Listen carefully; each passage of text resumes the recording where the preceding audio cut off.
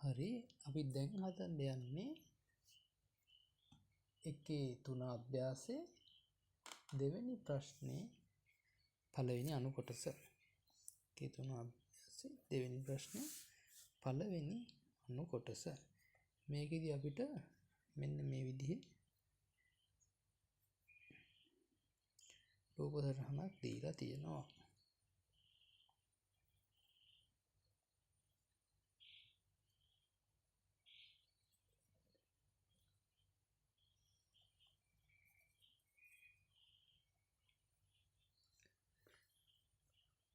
හතයි සෙන්ටිමීටර කියලා දීලා තියෙනවා. මෙතන ඉඳන් මෙතෙන්ට තියෙන විස්කම්භය. සහ මෙතන ඉඳන් මෙතෙන්ටත් දීලා තියෙනවා 7 සෙන්ටිමීටර කියලා එක හා සමාන වෘත්ත කොටස් කේන්ද්‍රික ඛණ්ඩ කොටස් දෙකක්. මේකෙදි සම්පූර්ණ ලොකු තහඩුවක් විදිහට තමයි මෙන්න මේක කොටස සලකන්නේ.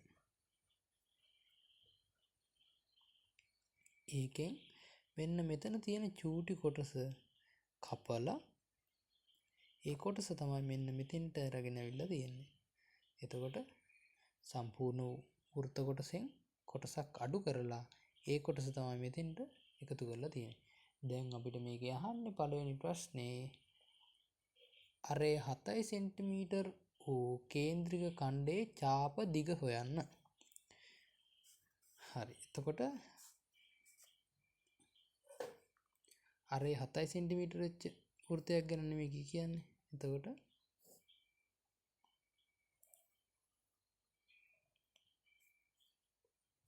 හතයි සෙන්ටිමීටර් අරය.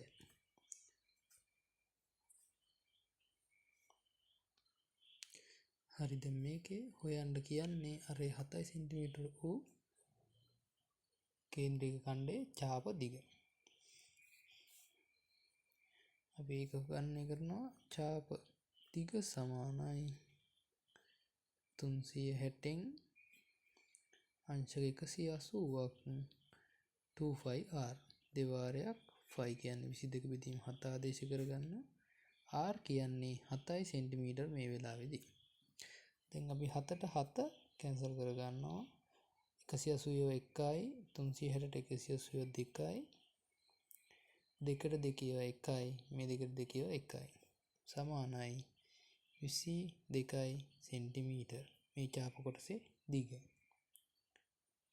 ඊට පස්සේ අපෙන් අහනවා දෙවෙනි ප්‍රශ්නේ දෙවෙනි අණු කොටස විස්කම්භය 7 සෙන්ටිමීටර මෙන්න මේ විස්කම්භය 7 සෙන්ටිමීටර වූ කොටසේ ඡාප කොටසේ දිග අහනවා. ඒක අපි හෙව්වොත් විස්කම්භය තමයි ඒකේ 7 සෙන්ටිමීටර කියලා දෙන්නේ. ඡාප දිග සමාන වෙනවා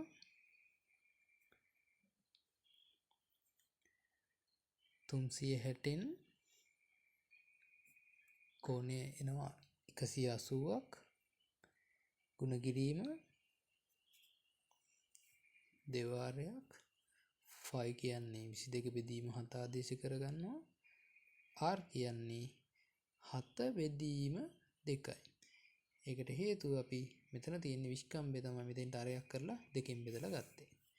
දැන් මේ දෙකට මේ දෙක කපන්න පුළුවන් මේ 7ට මේ 7 කපන්න පුළුවන් 180ට 181යි 360ට 180 2යි දෙකට දෙකේව 1යි 22ට දෙකේව 11යි මේ විදිහට සුළු කරගන්න. ඊට පස්සේ අපිට පුළුවන් ඡාප දිග 11යි සෙන්ටිමීටර් කියලා මේ චූටි කොටසේ ඡාප දිග පෙන්වන්න.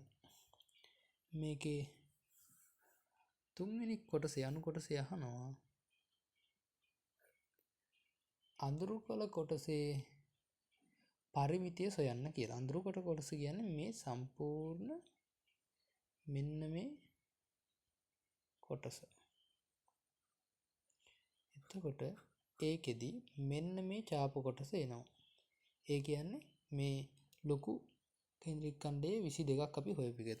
අපි ලියාගමු පරිමිතිය සමානයි විශාල වෘත්තයේ විශාල කේන්ද්‍රික ඛණ්ඩයේ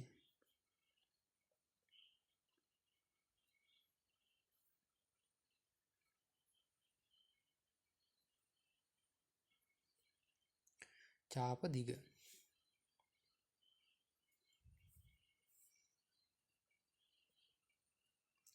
එකතු කිරීම. මෙතෙන්දී කුඩා කේන්ද්‍රික ඛණ්ඩයේ චාප දෙකක් එකතු වෙනවා එකක්.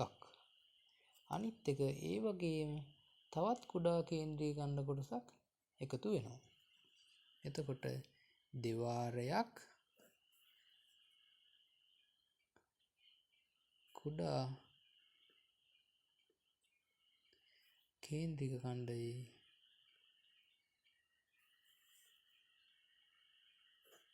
චාප දිග. හරිනේ.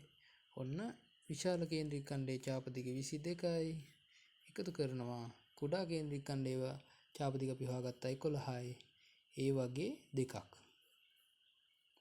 එතකොට අපිට පිළිතුර බලා ගන්න පුළුවන් 22 ධන 2 11 22යි. පිළිතුර එනවා 44යි සෙන්ටිමීටර්.